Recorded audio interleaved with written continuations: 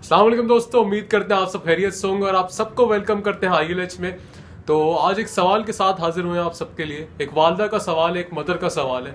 वो ये सवाल ये है कि जी उनका बच्चा जो है एक ऐसे सिस्टम ऑफ स्कूल में पढ़ता है जहाँ पे चीज़ों को याद करना पड़ता है। वो पूरा सिस्टम, अगर हम अपने एजुकेशन सिस्टम की बात करें तो वो रट्टा बेस होता है। तो वो कहती है उनके बच्चे से याद नहीं होता, और जब वो याद नहीं करेगा तो वो प्रोड्यूस नहीं कर पाएगा आगे, और जब वो प्रोड्यूस नहीं कर पाएगा एग्जाम्स के अंदर तो वो रिजल्ट्स नहीं ले पाएगा और इसी सिस्टम के लैडर के ऊपर आगे नहीं जा सकता।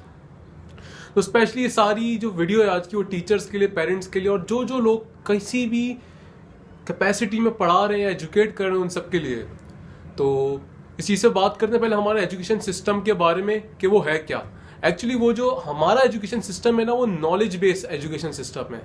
वो क्या करता है जी, वो आपकी नॉलेज का इम्तिहान लेता है, आपके याद करने का इम्तिहान लेता है, रादर देन आपकी तख्लीकी सलाहियतों या आपकी क्रिएटिविटी को चेक करे या जज करे या उनकी बेसिस पे आपको रिजल्ट्स आए।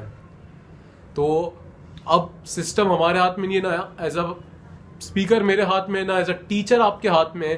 तो इस चीज़ ना सिस्टम मेरे हाथ में ना आपके हाथ में है। बट फिर हम क्या करें, हम इसी सिस्टम को, इस अप्रोच चेंज करने, अगर हम उसको सही तरीके से यूज करें तो हम इस सिस्टम में से भी जेम्स प्रोड्यूस करते हैं और करते भी आ रहे हैं। We have examples of doctor Abdul Qadeer Khan और डिफरेंट से बहुत सारी एग्जांपल्स हैं इसी सिस्टम से ही। तो ये चीज़ काफ़ी टीचर्स या पेरेंट्स को पता नहीं होती, इसलिए ये चीज़ आज हम आपसे शेयर करेंगे। तो पहली चीज़ यार, होता क्या है कि पेरेंट्स को ना या टीचर्स को रोल अदा करना पड़ेगा एज अ फैसिलिटेटर, मदद करने वाले का, साथ देने वाले का। क्योंकि अक्सर औकात ये होता है कि जी बच्चों को याद नहीं होता, और हर बच्चा उससे नहीं बना होता कि वो चीज़ों को ज़्यादा से ज़्यादा रट्टा मार सके, रिटेन कर सके। तो उस बेचारे की पिटाइयाँ हो रही होती हैं या उसके मार्क्स नहीं आ रहे तो उससे याद नहीं हो रहा होता। तो ये बड़ा जुल्म हो जाएगा जी। आपने फैसिलिटेटर का रोल प्ले करना है। इसका मतलब मैं क्या कह रहा हूँ, इसका मतलब ये कि जब भी कोई टॉपिक आप याद करने के लिए दें अपने बच्चे को या अपने स्कूल के बच्चों को, तो मेक श्योर कि आप पहले उसको वो चीज़ समझाएं। आप बताएं कि जी बेटा, अब जैसे कि दो अप्रोचेज हैं। पहली अप्रोच ये कि जी एक बच्चा जो सिर्फ रट्टा किया उसने जिंदगी में, एक बच्चा उसने समझ के याद किया है। रट्टे वाला क्या है जी, कायदे आजम बॉर्न हुए थे जी, जिस सेंचुरी के अंदर कायदे आजम बॉर्न हुए। और दूसरा बच्चा ये कि जी वो याद तो करेगा जी कायदे आजम बॉर्न हुए जी, मुझे पता है, लेकिन वो ये सवाल भी करेगा जी कायदे आजम है कौन, थे कौन। और ये जो सवाल की आदत है, ये जो वो पूछेगा हु वाज कायदे आजम, वहीं से ही क्रिएटिविटी जनरेट होगी। और ये लेवल पे आपको अपने बच्चे को लाना पड़ेगा। तो इस लेवल पे लाने के लिए आपको जो भी चीज़ पढ़ाएं उसको पहले ठीक तरीके से समझाएं कि जी ये है, ये है, ये है और ये है। जब आप उसको समझाएंगी तो उसका दिमाग खुलेगा, उसकी क्रिएटिविटी इन्हेंस होगी। क्योंकि देखिए कोई भी बच्चा होता है ना, इसकी बड़ी अच्छी एग्जांपल एक छोटे बच्चे की होती है। आप उसको एक छोटी सी बॉल दें, वो क्या करेगा, वो अपने हाथ में लेगा, पहले उसको हाथ से रोल करेगा, खेलेगा, फिर उसको स्मेल करने की कोशिश करेगा, फिर हिला के देखेगा आवाज आ रही है, फिर उसको खाने की कोशिश करेगा। तो दिस शोज कि जी बच्चे नेचुरली क्रिएटिव होते हैं, they want to explore things, वो नेचुरली चीज़ों को एक्सप्लोर करते हैं। जब हम ऐसे सिस्टम में डालते हैं उनको, तो वो उनकी जो सलाहियत है जिसे हम कहते हैं तख्लीकी, वो कहीं ना कहीं एट दी एंड वो डाई होती रहती है। तो आपने उसको पहले समझाना है कि जी इस तरीके से आप ये चीज़ है, ये चीज़ है।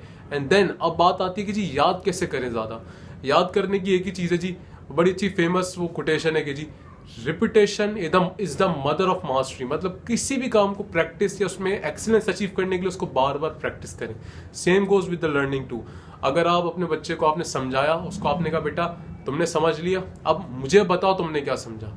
जब वो आपको बताएगा तो वो उसके दिमाग में ऑटोमेटिकली वो बिल्ड होना शुरू होगी। एक दिन हो जाए, अगले दिन पूछे बेटा आपने कल जो पढ़ा था वो आप मुझे आज बताएं, आपको क्या याद आ रहा है। जब इस तरीके से एक एक दो बार आप करेंगी तो वो खुद ही उसमें याद आना शुरू हो जाएगी, उसकी याददाश्त बिल्ड होना शुरू हो जाएगी। मेमोरी इज अ मसल जो बिल्ड होता है रिपीटेशन के थ्रू, एक मसल है। तो ये अप्रोच रखें जी, आप समझाएं, फिर उसका टेस्ट लें, उससे बोलेंगे बेटा तुमने क्या समझा जो मैंने आपको समझाया है। और लास्ट थिंग कि जी एक वे है कि आपने अपने बच्चे को समझाए, एक वे है कि उसको इस तरीके से बच्चे को बिल्ड करो कि उसका दिमाग ओपन हो, वो खुद चीज़ें समझना शुरू करे।